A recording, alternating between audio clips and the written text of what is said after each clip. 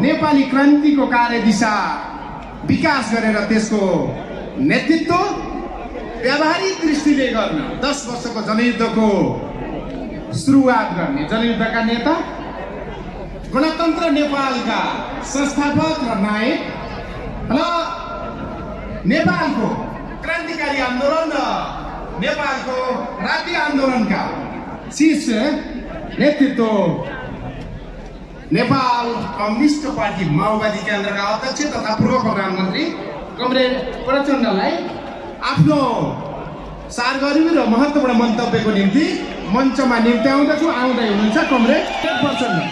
धन्यवाद कार्यक्रमका सञ्चालक कमरेड प्रकाण्डलाई। यो विशाल जनसभाका अध्यक्ष तथा समाजवादी मोर्चाका संयोजक कमरेड विप्लव सी, समाजवादी मोर्चाका नेता, नेपाल कम्युनिस्ट पार्टी एकीकृत समाजवादीका अध्यक्ष तथा पूर्व प्रधानमन्त्री कमरेड माधव कुमार नेपाल, नेपाल समाजवादी पार्टीका अध्यक्ष पूर्व मन्त्री कमरेड महेन्द्र राय यादव, संयुक्त मोर्चामा या हाम्रो यो समाजवादी मोर्चामा आबद्ध सबै पार्टीका नेता साथीहरू, उपस्थित सबै पार्टीका कार्यकर्ता र आदरणीय जनसमुदाय, सबभन्दा पहिला म यहाँ सबैलाई मेरो आफ्नो तर्फबाट अभिवादन फेरि एकचोटि भन्न चाहन्छु। स्वीकार्नुहोस् क्रान्तिकारी अभिवादन, लाल सलाम। आदरणीय जनसमुदाय, आजको दिन चैत्र 15 गते नेपालको राजनैतिक आन्दोलनको इतिहासमा एउटा महत्त्वपूर्ण दिनका रूपमा अब अंकित भइसकेको छ।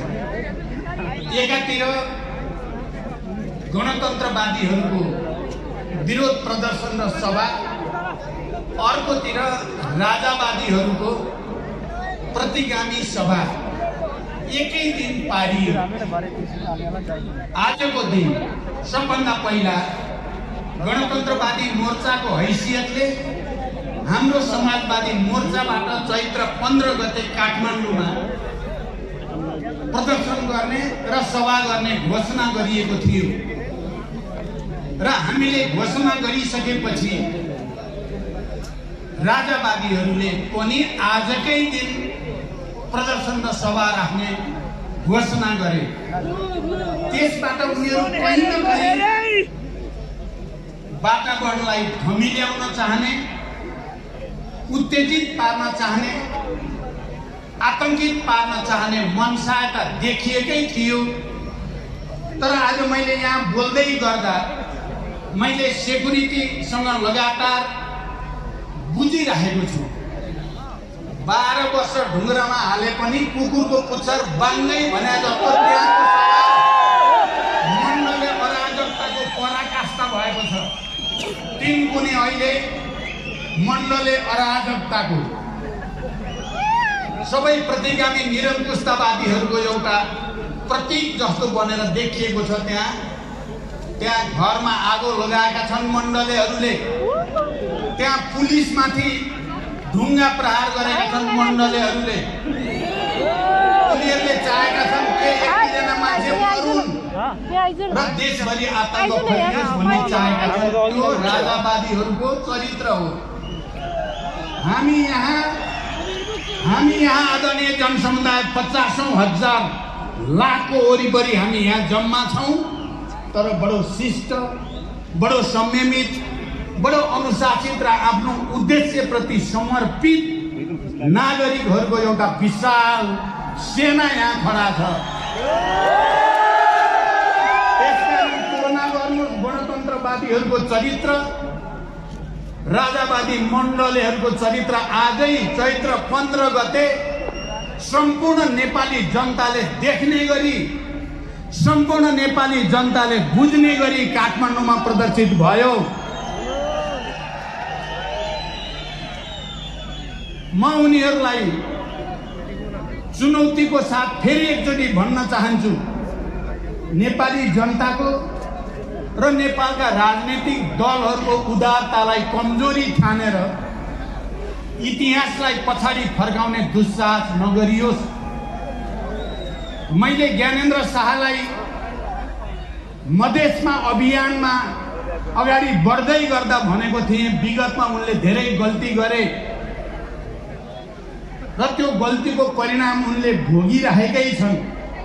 अब अर्को गल्ती गरे भने उनले भोग्न केही पनि बाँकी रहँदैन। खबरदार,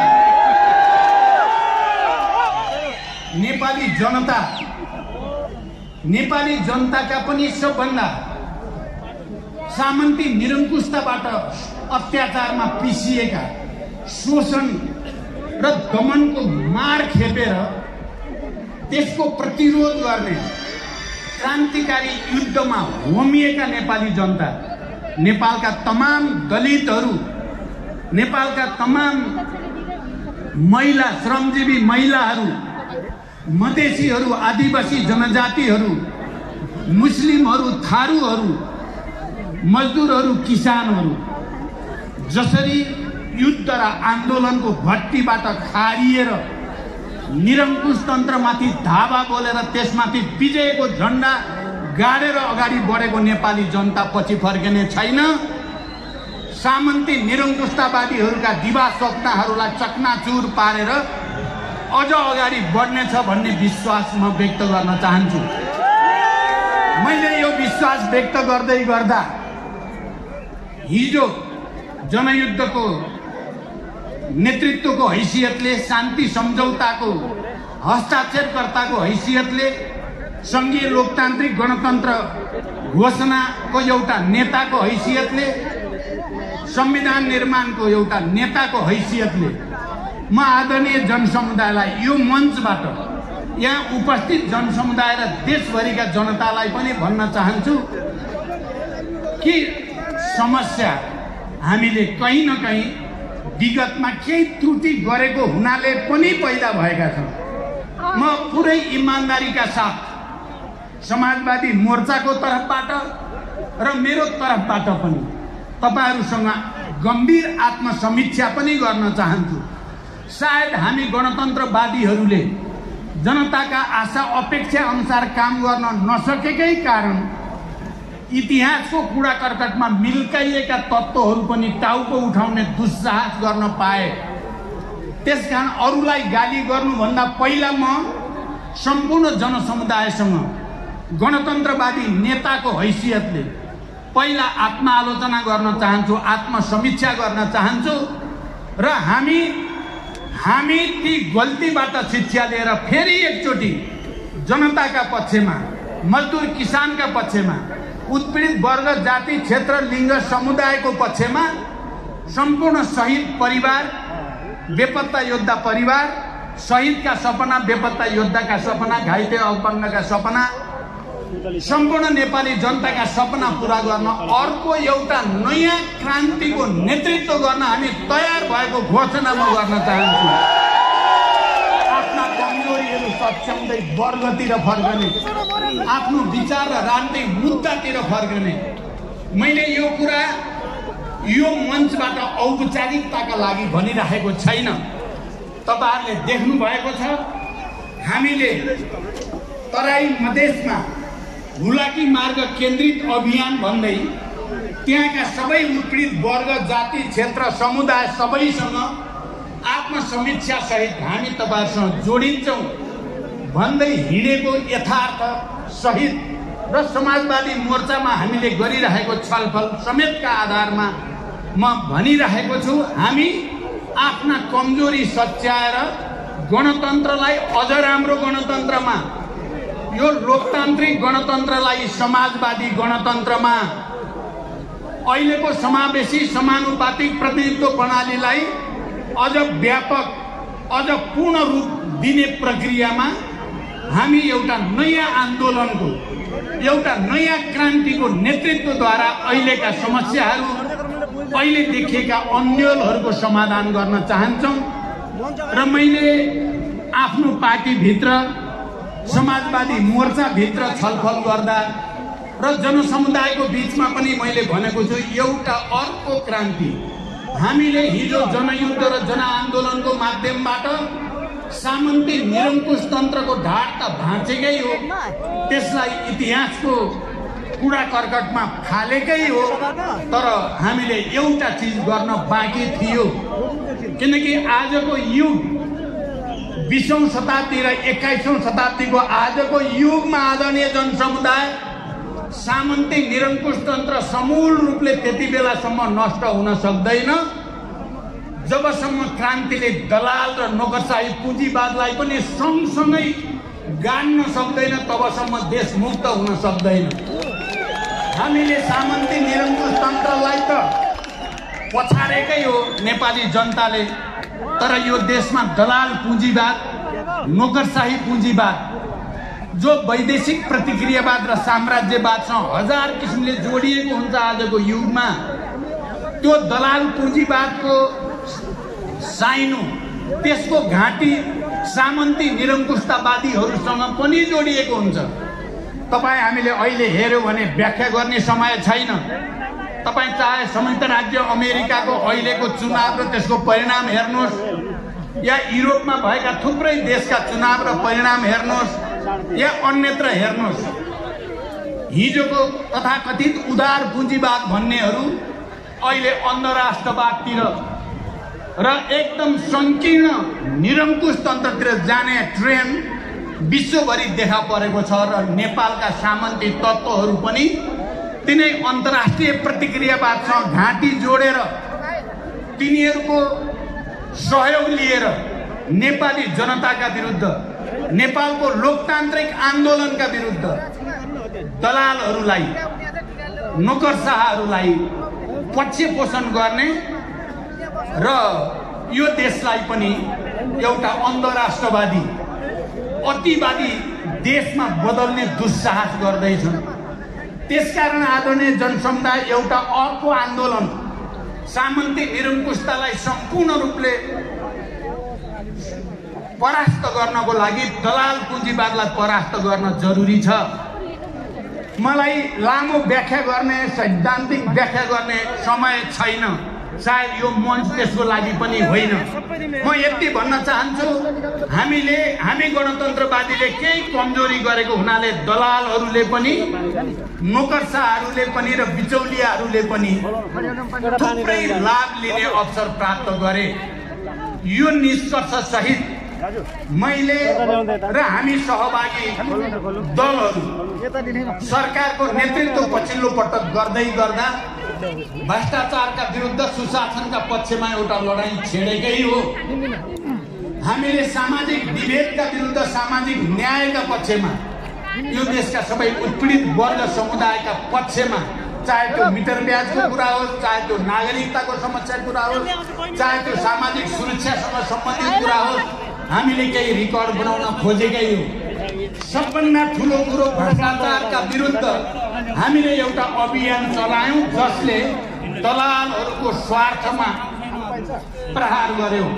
आदरणीय जनसमुदाय, म गम्भीर कुरा यहाँहरूसँग अपिल गर्दैछु, दलाल पुँजीपतिहरूको र तिनका बिचौलियाहरूको स्वार्थमा प्रहार गर्यो।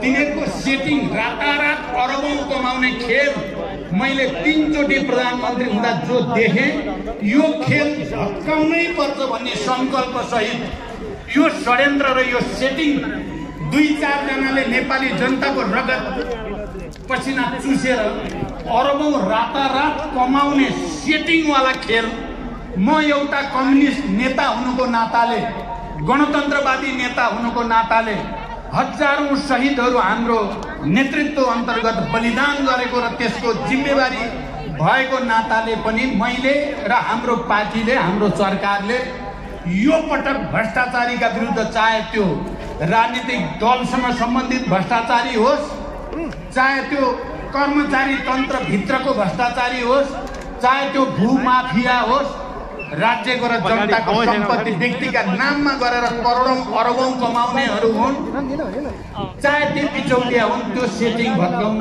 खोजेकै हो र यही खोजे बापत नै ती सबै तत्त्वहरू मिलेर हामीलाई तथाकथित संख्याको बलमा सरकारबाट बाहिर जान बाध्य पारे। मैले सदनमा विश्वासको मत लिँदै गर्दा भनेको तपाईहरु सबैले सुन्नु भएकै छ। म त्यतापट्टि पनि अहिले समय लिन चाहन्न। अहिले माधवजीले भन्नुभयो, केपीजीले स्वर्ग र नर्कको कुरा 4 घण्टा बसेर भनेको कुरा, उहाँले व्याख्या जे भएको त्यही भन्नुभयो, तर निष्कर्ष त्यो होइन। किन होइन भन्छु भने मलाई नर्कतिर, उनी स्वर्गतिर गएको होइन, उनी नर्कतिर, मलाई स्वर्गतिर फर्काइदियो। मलाई जनतातिर पारे आफू दलाल पुँजीपति बिचौलियाको सेटिङमा गएर उनी दलालको पनि दलाल भए, नर्क त उनी गए। मलाई हाम्रो आन्दोलनलाई स्वर्गमा जान प्रेरित गरे, त्यस अर्थमा त धन्यवाद छ केपी ओलीलाई। सायद उनले त्यसो नगरेको अझै हामी रुमल्ली राख्थ्यौँ कि। त्यसकारण नकारात्मक गुरु त मान्न पर्छ उनलाई। अहिले पनि उनी उल्टो उल्टो गरी हिँडेका छन्, उल्टो उल्टो। अहिले अब धेरै कुरा भन्न समय छैन। कुलमानसम्म आउँदा सबै कुरा क्लियर भएको छ, जनता सबै क्लियर छ। कतिपयले भन्छन् यो कुलमानको व्यक्तिको कुरालाई कति महत्त्व दिएको कर्मचारीको भनेर पनि भन्ने गर्छन्, उनीहरूले भ्रम छर्न खोज्छन्। यो सवाल कुलमान व्यक्तिको होइन, सुशासन र कुशासनको हो। भ्रष्ट र दलालहरू र राष्ट्रभक्त र देशभक्तहरूको कुरा हो यो लडाइँ त्यो हो। आज उनको पक्षमा देशभरि जनतामा किन सहानुभूति पैदा भयो? एउटा मामुली सहसचिव त्यसको पक्षमा यत्रो जनमत किन भयो भन्दा यो लडाइँ व्यक्तिको लडाइँ होइन, यो प्रणालीको लडाइँ हो, यो प्रवृत्तिको लडाइँ हो, यो सुशासन र कुशासनको बीचको लडाइँ हो। म अझै पनि गणतन्त्रमा सँगै हिँडेका, शान्ति सम्झौतामा सँगै हिँडेका ती दलहरूलाई एकचोटि छातीमा हात राखेर आफ्ना गल्ती कमजोरीको समीक्षा गर्न म आग्रह गर्न चाहन्छु। तपाईहरू गणतन्त्रवादी हुनुहुन्छ त अब तपाईहरू त गणतन्त्रको मर्म, लोकतन्त्रको मूल्य मान्यताका विपरीत दलालहरू र बिचौलियाको हितका निम्ति काम गर्ने चुत्थो दलालका दलाल बन्नु भएको छ, विचार गर्नु भएको छ। म यो मञ्चबाट तपाईहरुलाई फेरि पनि एकचोटि आत्मसमीक्षा गर्न, हामी कहाँ फुकियो, किन जनतामा यति धेरै असन्तुष्टि, यति धेरै विरोध, आक्रोश पैदा भइराखेको छ भन्ने कुराको समीक्षा गर्न र आफूलाई जनतातिर फर्काउन, लोकतान्त्रिक मूल्यतिर फर्काउन। अझै पनि किनकि तपाईहरु हिजोका संविधान सभा र गणतन्त्रका सहयात्री हुनुको नाताले हामीले अहिलेसम्म तपाईहरुलाई खबरदारी मात्रै भनेका छौं। यदि तपाईहरुले यसै गरी उल्टो दिशा हिँड्दै गर्ने हो भने सामन्ती, निरङ्कुश र दलालहरूका विरुद्धको नयाँ क्रान्तिले तपाईहरुलाई पनि बढारेर लान्छ। वेटका गर्नु होला, भोट गर्नु होला। यो म कुनै आवेगमा भनेको छैन, इतिहासको तथ्य यही नै हो। तपाईहरु जनतातिर फर्किनु भएन, आफ्नो आत्मसमीक्षा गर्नु भएन र बिचौलियाका 2-4 करोड 2-4 अरबको पछि दौडिराख्नु भयो भने तपाईहरुको हविगत पनि सामन्ती, निरङ्कुशतावादीहरू, तानाशाहहरू, दलालहरू जस्तै अबको क्रान्तिको तारो तपाईहरु पनि हुनुहुन्छ। हाम्रो चाहना छ तपाईहरुका विरुद्ध तीर सोझ्याउन नपरोस्। तपाईहरुले गणतान्त्रिक मूल्य मान्यता अनुसार अगाडि आउने र इमानदारीता साथ राष्ट्र र जनताको पक्षमा, गणतन्त्रको पक्षमा, यो देशका उत्पीडित वर्ग, जाति, क्षेत्र, समुदायको पक्षमा लड्ने हाम्रो मोर्चासँग सहकार्य गर्न आउनुहोस् आत्मालोचना सहित। यदि तपाई आउने जस्तो त देखिएको छैन। मैले यो बीचमा अलिकति हेरेको छु, तपाईहरुले कतिको नोट गर्नु भएको छ। मैले विश्वासको मत लिँदै गर्दा बरु नेपाली कांग्रेसका सभापति शेरबहादुर देउवालाई इमानदार भने, किनकि उहाँले त्यो दिन, जुन दिन 4 घण्टा मलाई केपीजीले चिल्लो घसिराख्नु भयो, तपाईँ र म यस्ता मित्र भनिराख्नु भयो र आज 4 केही पनि भएको छैन, हस्ताक्षर भएकै छैन। कांग्रेससँग मिल्छु त म भन्ने राख्नु भएको थियो। उहाँले 4 बजे भेटौँ भन्नुभयो। मैले शेरबहादुरलाई फोन गरेँ, के हो तपाईँहरूको त केही नै भएको छैन अरे अहिलेसम्म, पत्रिकामा त सबै हस्ताक्षर भयो भनेर आज केपीजी मैसँग हुनुहुन्छ, उहाँले त केही नै भएको छैन भन्नुहुन्छ, साँचो कुरा के हो भनेर सोधेँ मैले। म ढाँट्न जान्दिनँ भने शेरबहादुरले म ढाँट्न जान्दिनँ, हस्ताक्षर भइसक्यो, अब भेट्नुको केही अर्थ छैन, सरकार अब अर्को बनिसक्यो भनेर उहाँले भनेको हुनाले त्यस अर्थमा मैले नेपाली काङ्ग्रेसको नेतामा बरु लोकतान्त्रिक नैतिकताको केही न केही बाँकी रहेछ। आफूलाई कम्युनिस्ट र एमाले भन्ने नेताको नैतिकताको धरातल कति तल भन्ने कुरा मैले त्यति बेला नै भनेको थिएँ। अहिले पनि तपाईँहरूले हेर्नुभयो, हामीले भन्यौँ सदनमा, सबै प्रतिपक्षी दलहरू सबै मिलेर भन्यौँ कुलमानको विषय व्यक्तिको विषय होइन, यो कुशासन र सुशासनको विषय हो। त्यसकारण प्रधानमन्त्रीले आएर जवाब दिन पर्यो। चित्तबुद्ध जवाब दिए भने हामी हेरौँला, जवाब चित्तबुद्ध भएन भने हाम्रो आन्दोलन अझ अगाडि बढ्छ भनेका थियौँ। हामीले बढिरहेको छ, तर उहाँले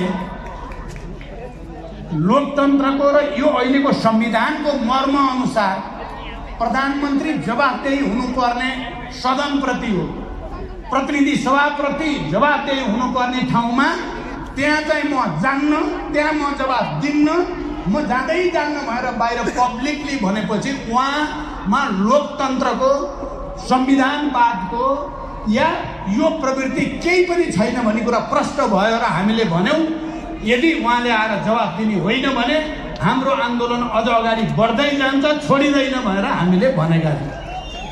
यसबाट पनि बुझिन्छ कि हिजो संसद विघटन पटक संविधान मिचेर गरेर सबै लोकतान्त्रिक परिवर्तनलाई सखाप पार्ने अहिले उल्टो काम हाम्रो प्रधानमन्त्रीजीले गर्नुको अर्थ उहाँ राजावादीसँग मिलेर त होइन भन्ने गम्भीर प्रश्न उठ्याछ। भित्रभित्रै उहाँ हिजो पनि कहीँ न कहीँ मिल्न खोज्नुहुन्थ्यो, किनभने गणतान्त्रिक आन्दोलन हाम्रो माधव नेपालजीको नेतृत्वमा चल्दै गर्दा बैलगाडावाला सिद्धान्तको प्रतिपादक हो नि केपीजी, आउन सक्दैन गणतन्त्र। त्यहाँ उहाँलाई गणतन्त्रसँग रिस छ। उहाँले यो गणतन्त्र भनेपछि माओवादी देख्नुहुन्छ, माओवादी भनेपछि प्रचण्ड देख्नुहुन्छ, त्यसपछि कसरी सखा पार्ने भन्ने बाहेक उहाँको दिमागमा छैन। त्यसो अहिले उल्टो काम गर्दैछ त राजावादीलाई फाइदा हुने भयो, त्यो त होइन प्रश्न छ। त्यो कुरा उहाँले पुष्टि गर्न सक्नुपर्छ। उहाँ गणतन्त्रवादी नै हो भन्ने कुरा पुष्टि गर्नको लागि उहाँले प्रतिनिधि सभालाई सम्मान गर्नुपर्छ, सम्पूर्ण प्रतिपक्षको आवाजहरूलाई सम्मान गर्नुपर्छ अनि सदनमा आएर जवाब दिनुपर्छ। तर दिने लक्षण छैन, उहाँको अहङ्कारले त्यो दिँदैन। यस्तै अहङ्कारले चिजहरू बिग्रिरहेको छ। खैर जे होस्, आदरणीय जनसमुदाय, अब म 2-3टा कुरा भनेर टुङ्ग्याउन चाहन्छु। पहिलो कुरा, अहिले एउटा चलिरहेछ संविधान संशोधनको कुरा। एमाले र काङ्ग्रेसको बिचमा उहाँहरूले सम्झौता गर्दै गर्दा त्यो काङ्ग्रेस र एमालेको बिचमा सम्झौता कसले गरायो, कसको घरमा भयो, कति बजे भयो भन्ने नेपाली जनतालाई थाहा भइसकेको छ। दलालहरूको घरमा भयो, बिचौलियाहरूले भूमिका खेले र उनीहरूकै अनुसार रातको अँध्यारोमा 12 बजे भएको हो भन्ने सबैलाई थाहा छ। यो सबै लोकतान्त्रिक मान्यता विपरीत हो भन्ने कुरा पनि नेपाली जनतालाई थाहा भएकै छ। र उहाँले त्यति बेला संविधान संशोधनको निकै ठुलो कुरा गर्नुभयो, हामी मिलेर संविधान संशोधन गर्ने। साँच्चै उहाँहरू संविधान संशोधन गर्ने हो कि भनेर पनि एकछिन मानिसहरूलाई लाग्यो। तर पछि प्रधानमन्त्री आफैले क्लियर गरिदिनु भयो, होइन यो 87 भन्दा अगाडि संशोधन हुनै सक्दैन भनिदिएपछि त्यो नौटङ्की थियो, नाटक थियो भन्ने कुरा एकचोटि फेरि उहाँले नै प्रमाणित गरिदिनु भयो। म चाहिँ के भन्न चाहन्छु भने पक्कै पनि हाम्रो संविधान कार्यान्वयनमा केही त्रुटि भएका छन्, त्यो त्रुटि सच्याउनु छ। र संविधान स्वयंको बारेमा हामीले 72 मा संविधान निर्माण गरेर घोषणा गर्दै गर्दा 10 वर्षपछि यसको विहङ्गम विस्तृत समीक्षा गरिनेछ भनिएको थियो। 10 वर्ष पुग्दैछ। अब संविधान संशोधन अगाडि संविधानको बारेमा सबै राजनीतिक शक्तिहरूको बिचमा विस्तृत रूपमा बहस हुनु पर्यो, छलफल हुनु पर्यो, समीक्षा हुनु पर्यो। कहाँ कमी छ, कहाँ त्रुटि छ, कहाँ कार्यान्वयन भयो, कहाँ कार्यान्वयन भएन, कहाँ किन भएन भन्ने कुराको विस्तारपूर्वक समीक्षा गरेपछि मात्रै संविधान संशोधन गर्नुपर्छ र संविधान संशोधन यो देशका सबै उत्पीडित वर्ग, जाति, क्षेत्र, लिङ्ग, समुदायको अधिकार खोज्नलाई होइन, उनीहरूको अधिकार थप्नलाई मात्रै संविधान संशोधन हुन सक्छ। लोकतान्त्रिक मूल्य मान्यतालाई कमजोर पार्न होइन, लोकतन्त्रलाई सुदृढ गर्न मात्रै संशोधन हुन सक्छ। आर्थिक विकास र समृद्धिको निम्ति एउटा नयाँ खाका प्रस्तुत गर्ने हिसाबले चाहिँ संशोधन हुनुपर्दछ। मलाई व्याख्या गर्ने समय भएन, त्यसकारण म आज यो ऐतिहासिक सभामा, यो ऐतिहासिक मञ्चबाट तपाईँ आदरणीय जनसमुदायसँग अपिल गर्न चाहन्छु।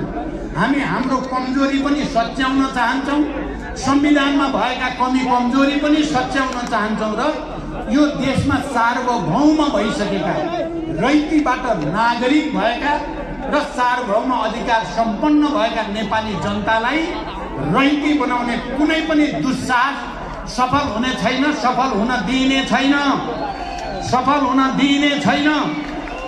मेरो यो भनाइलाई सामान्य एउटा व्यक्तिले बोलेको नठानियोस्।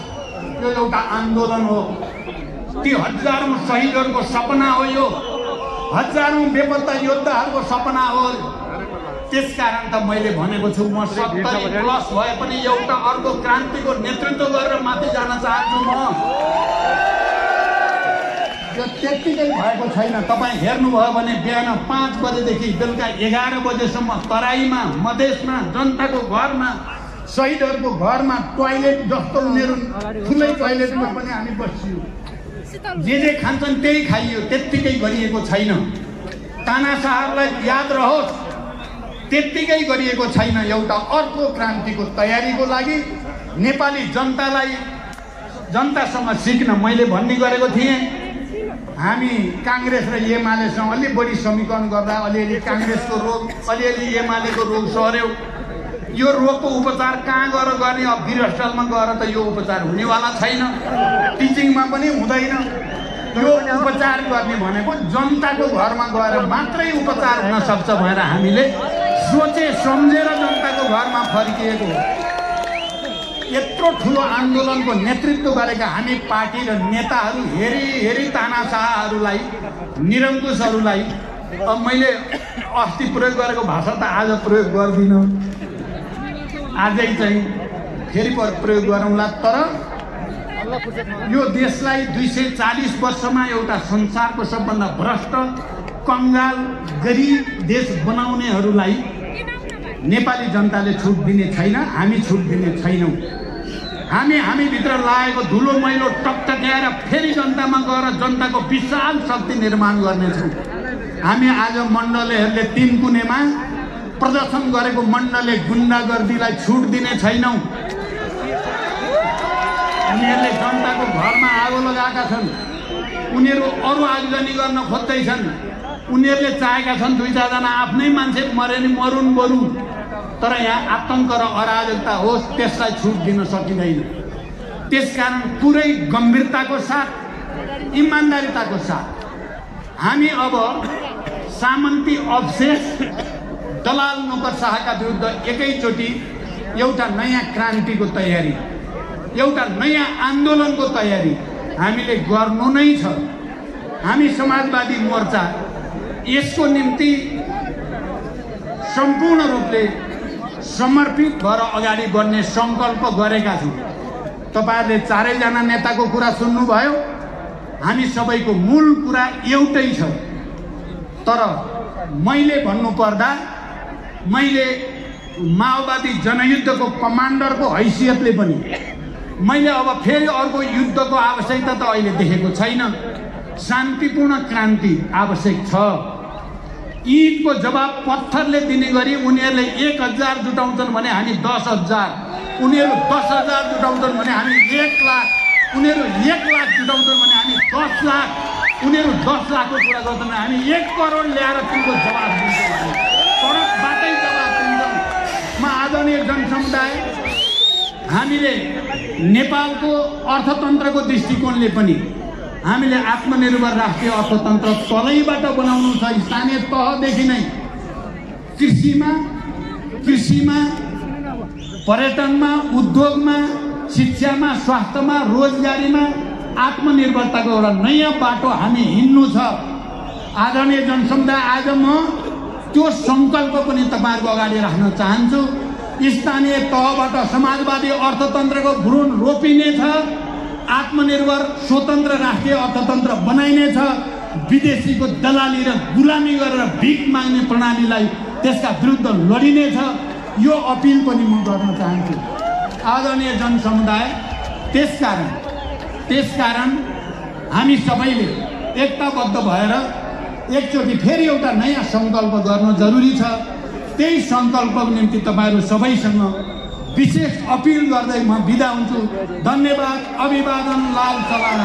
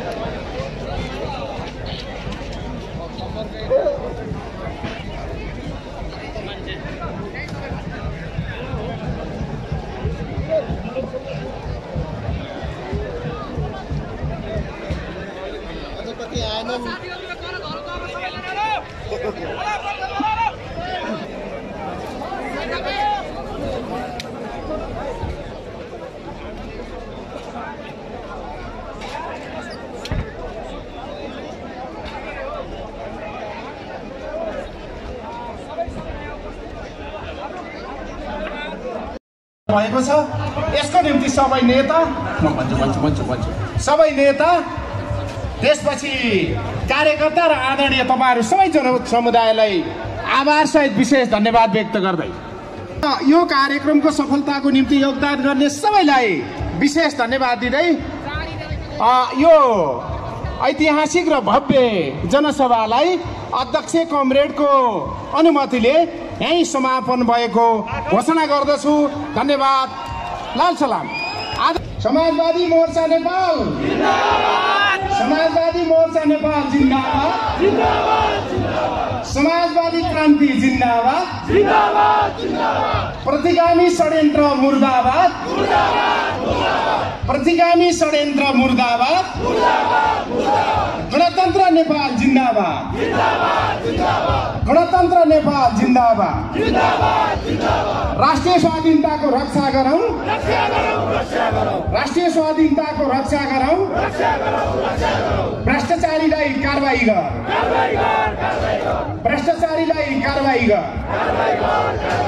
सुशासन कायम गर। सुशासन कायम गर। महँगी र कालोबजारी नियन्त्रण गर।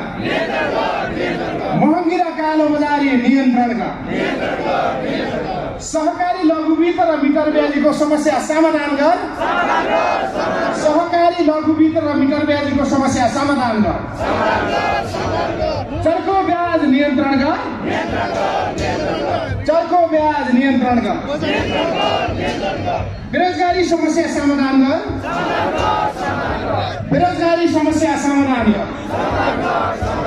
दलित र महिलामाथिको उत्पीडन अन्त्य गर। दलित र महिलामाथिको उत्पीडन अन्त्य गर।